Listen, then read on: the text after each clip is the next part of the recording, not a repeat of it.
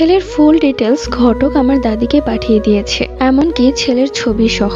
আমার দাদির তো এক দেখায় ছেলেকে খুব পছন্দ হয়ে গেছে। কথাবার্তা ঠিক হওয়ার পর ঠিক হলো সামনের শুক্রবার আমাকে দেখতে আসবে এবং আংটি পরিয়ে যাবে, কেননা তাদের নাকি আমাকে খুব পছন্দ হয়েছে। দেখতে দেখতে চলে এলো শুক্রবার। সকাল থেকেই বাড়িতে অনেক কাজ, আর সব কাজ আমাকে সামলাতে হচ্ছে। কি ভাগ্য আমার, আমাকে দেখতে আসবে আর আমাকেই সব কাজ করতে হচ্ছে, কেননা এটা আমার মায়ের বাড়ি না। মায়ের বাড়ি হলে হয়তো আয়েশ করে থাকতাম। কাজ করছিলাম, তখনই আমার চাচাতো বোন রিয়া আমার কাছে এসে বলল, এত বেশি খুশি হোস না সালমা, শুনেছি অনেক বড়লোক ঘর থেকে তোর বিয়ের সম্বন্ধ এসেছে। চিন্তা করিস না, তোর থেকেও আরো বড়লোক ঘরে আমার বিয়ে হবে।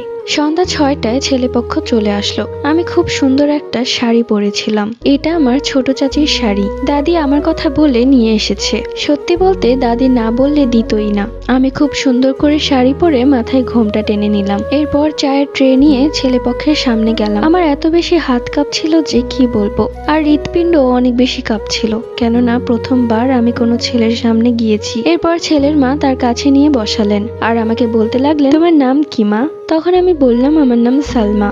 ছেলে তো চা খাওয়ার বাহানায় আমার দিকেই বারবার তাকাচ্ছে। ভুলক্রমে একবার ছেলের চোখে চোখ পড়ে গিয়েছিল। কি যে লজ্জাকর বিষয়, লজ্জায় আমার মাথা নিচু হয়ে গিয়েছিল, গালগুলো লাল হয়ে গিয়েছিল। ছেলের মা বললেন, ছেলে আর মেয়েকে একটু আলাদাভাবে কথা বলতে দিলে ভালো হয়। তখন ছেলের সাথে আমাকে ছাদে পাঠানো হলো। এরপর ছেলে খুব নর্ম ভদ্রভাবে আমার সাথে কথা বলতে লাগলো। ও জানালো ওর নাম রিজওয়ান। সে এটাও জানালো সে আমাকে খুব পছন্দ করে ফেলেছে। আমিও কি তাকে পছন্দ করেছি নাকি পরিবারের চাপে বিয়ে করছি? সে জানতে চাইলো আমার কোনো পছন্দ আছে কিনা। তখন আমি তাকে বললাম, আমার কোনো পছন্দ নেই। আমার দাদি যার সাথে আমার বিয়ে দিবে আমি তাকেই মেনে নিব। তখন সে খুশিতে লাল হয়ে গিয়েছিল। তাহলে কি ধরে নিব বিয়েটা ঠিক হচ্ছে? আমি তখন মুচকি হাসি দিয়ে বললাম, আপনি যা বলবেন।